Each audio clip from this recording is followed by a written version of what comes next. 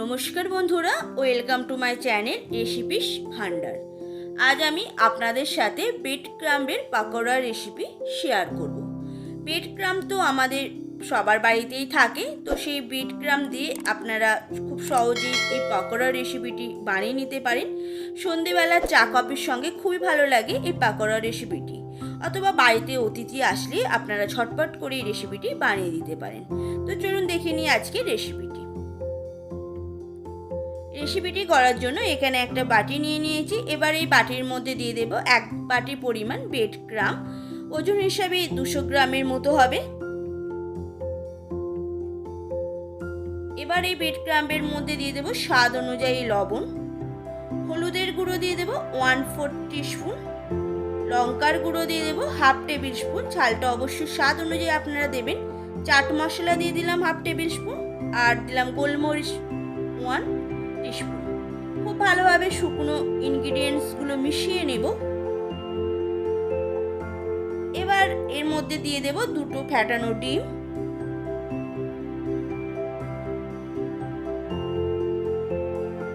দিয়ে দেব 1 বাটি পরিমাণ কোচানো পেঁয়াজ। পেঁয়াজগুলোকে আমি মোটা মোটা করে কেটে নিয়েছি। কাঁচা লঙ্কার কুচি দিয়ে দেবো বেশ কয়েকটা, ঝালটা অবশ্যই স্বাদ অনুযায়ী আপনারা দেবেন। আর দিয়ে দেবো একটা বড় সাইজের টমেটো কুচি। আদা রসুনের পেস্ট দিয়ে দিলাম 1/2 টেবিল চামচের থেকে একটু বেশি, আর দিয়ে দিলাম টমেটো কেচাপ 2 টেবিল স্পুনের মতো। এবার সব কিছু দিয়ে খুব ভালোভাবে মেখে নিতে হবে। হাতের সাহায্যে চটকে চটকে মেখে নেব খুব ভালো করে। অল্প পরিমাণ জল অ্যাড করে দেব। জল অ্যাড করে আবারও খুব ভালোভাবে মেখে নেব। জলটা যদি দরকার পড়ে তবেই অ্যাড করবেন, নইলে শুধুমাত্র ডিম দিয়ে আপনারা মিশ্রণটাকে তৈরি করে নিতে পারেন। মোট কথা, পকোড়ার মিশ্রণটি যেন পাতলা না হয়ে যায়, একটা শক্ত মিশ্রণ তৈরি করে নিতে হবে। পাকোড়ার জন্য মিশ্রণ পুরোপুরি তৈরি হয়ে গেছে। এবার চাপা দিয়ে 10 থেকে 15 মিনিটের জন্য রেখে দেব, যাতে এই ব্রেড ক্রাম্বটা নরম হয়ে যায়। 15 মিনিট পর দেখুন আমার মিশ্রণ পুরোপুরি তৈরি হয়ে গেছে, ব্রেড ক্রাম্ব পুরো নরম হয়ে গেছে। এবার পকোড়াগুলোকে ভেজে নেব। পকোড়াগুলো ভাজার জন্য এখানে সাদা তেল গরম করে নিয়েছি। এবার তেলটাকে কড়ার চারিদিকে খুব ভালোভাবে ছড়িয়ে দেব। তেলটাকে অবশ্যই খুব ভালোভাবে গরম করে নিতে হবে। এবার ওই মিশ্রণ থেকে ছোট ছোট করে পকোড়া আমি তেলের মধ্যে দিয়ে দেব। একেবারে অনেকগুলো পকোড়া দিয়ে দেবেন না, তাহলে উল্টানোর সময় অসুবিধা হবে। এবার পকোড়াগুলো দিয়ে মিডিয়াম আঁচে আমি গোল্ডেন ব্রাউন করে ভেজে নেব। পকোড়াগুলো উল্টানোর সময় খেয়াল রাখবেন, যতক্ষণ না একটা সাইড ফ্রাই হবে ততক্ষণ পর্যন্ত উল্টাবেন না, তাহলে ভেঙে যেতে পারে। একটা সাইড ফ্রাই করা হয়ে গেলে অপর সাইডটা উল্টে দেব, আর অপর সাইডটাও ঠিক একই রকমভাবে ভেজে নেব।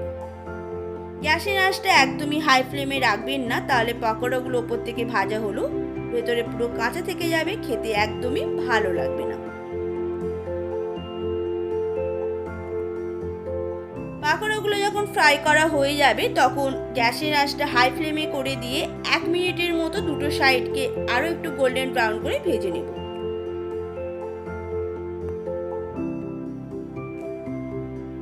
পকোড়াগুলো পুরোপুরি ভাজা হয়ে গেছে। এবার তেল থেকে ছেঁকে একটা প্লেটে রেখে দেব। তৈরি হয়ে গেছে আমার মুচমুচে ব্রেড ক্রাম্বের পকোড়া। চা কফির সঙ্গে তো পুরো জমে যাবে এই পাকোড়া রেসিপিটি। আজকের রেসিপিটি কেমন লাগলো কমেন্ট করে জানাবেন, আর যদি ভালো লেগে থাকে অবশ্যই একটা লাইক করে দেবেন। এরকম আরও রেসিপি পেতে আমার চ্যানেলটিকে সাবস্ক্রাইব করে নেবেন, আর আমার ফেসবুক পেজটাকে ফলো করতে পারেন। ডেসক্রিপশন বক্সে আপনারা লিঙ্ক পেয়ে যাবেন। সবাই ভালো থাকবেন, সুস্থ থাকবেন, আর আজকের ভিডিওটি দেখার জন্য সকলকে অসংখ্য ধন্যবাদ।